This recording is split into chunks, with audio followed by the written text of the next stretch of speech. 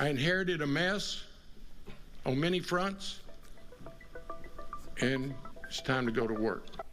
Houston Mayor John Whitmire laying out his $3 billion spending plan for the city he leads. A budget which will deploy the final remnants of federal pandemic aid to fill an estimated $160 million deficit. Things are in place to get through 2025 without raising taxes, through efficiencies and collaboration. To bolster public safety, the mayor's budget includes money for 5 full academy classes for both HPD and fire. The spending plan also funds a 10% raise for firefighters as part of a long overdue labor settlement brokered by Whitmire and awaiting ratification by council. We're very fortunate to get that agreement, and it is a shame that it's been politicized. Actually condemned the morning after firefighters were saving people in Kingwood. Panel, in addition to announcing an outside audit of every city department in search of efficiency and savings, the mayor left the door wide open to potentially clawing back sales tax revenue from cash-heavy Houston Metro. All right, guys, let's start talking about this. What did you think of the mayor's budget, Charles Blaine?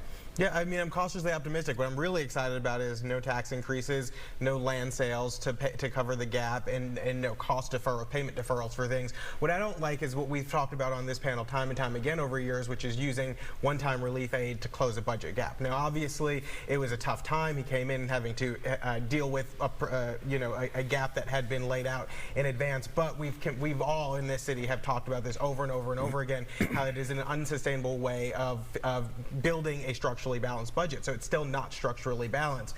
I do hope that moving forward we can see some really big, bold reforms. You know, he had a mandate when he came in, and so things like pension reforms changes so that we can actually see a switch from defined benefit to defined contribution. TERS reform, lobbying the legislature to expand what we're allowed to use TERS revenue for so that we can then use that to help with the budget.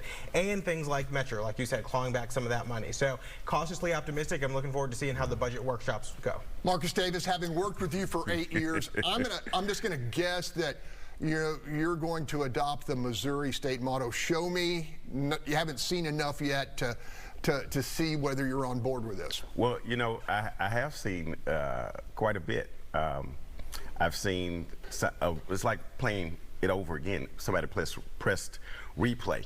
Because I remember the last mayor inherited a financial mess, and he came in and did what he had to do in order to fix the city budget, including using federal funds.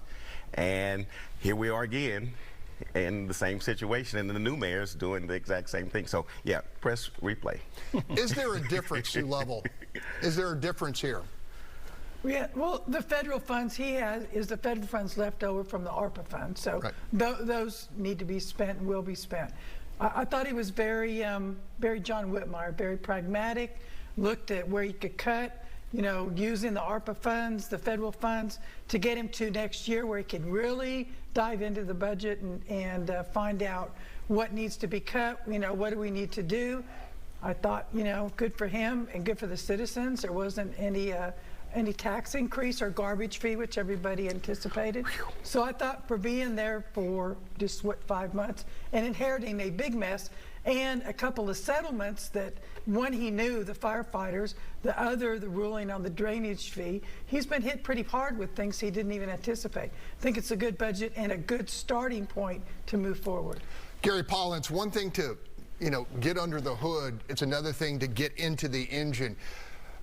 Whitmire has bought himself a year to really look at what's going on in the city, and this audit may help him find things. You think he will find cost savings? Absolutely. I mean, what he really needs to create is what used to be called a long time ago under Nixon, the Grace Commission, where they examine federal government spending to find fraud, waste, and abuse and how to be more efficient. We need a Whitmire Commission. We have really great brains in this city. and they can be put to work to help the city get its act together. But the city's act is not together. Meantime, our infrastructure continues to decline. The infrastructure fee that Sue mentioned, very important, and that started, I don't know how many years ago, when they were diverting the money improperly. In the meantime, infrastructure declines. That money's going to have to be spent. So the idea that we're going to go, we'll think about Metro, that's a no-brainer. They got to claw back their money from Metro, need to claw back money from TERSs, and the last answer is tax increase for people. Dr. Sediolita, I listen to this guy named Charles Blaine all the time, and he says that folks out there in the neighborhoods can't afford another tax hike. So this has to be welcome news for them. Absolutely. I mean, you know, no tax hike, no garbage fee hike. I mean, you know, folks are just surviving day by day as prices have gone up after COVID. This is the mayor keeping his promises, our mayor keeping his promises of making public safety his priority. And he's, you know, with the 5 classes, that's about $5 million per class. It's about $50 million, and the 10% raise for the fire part of the original settlement. All of this is good news. The mayor is keeping his promise. I don't think we should be deceived, though. There's a tax increase coming. It's inevitable. It's unavoidable. The finances in the city of Houston have been dire for a very long time, and it is. Let's mark the date today. I want to go back quickly to Charles, because looking at the numbers, the increase in spending this year is 2% compared to 8% last year.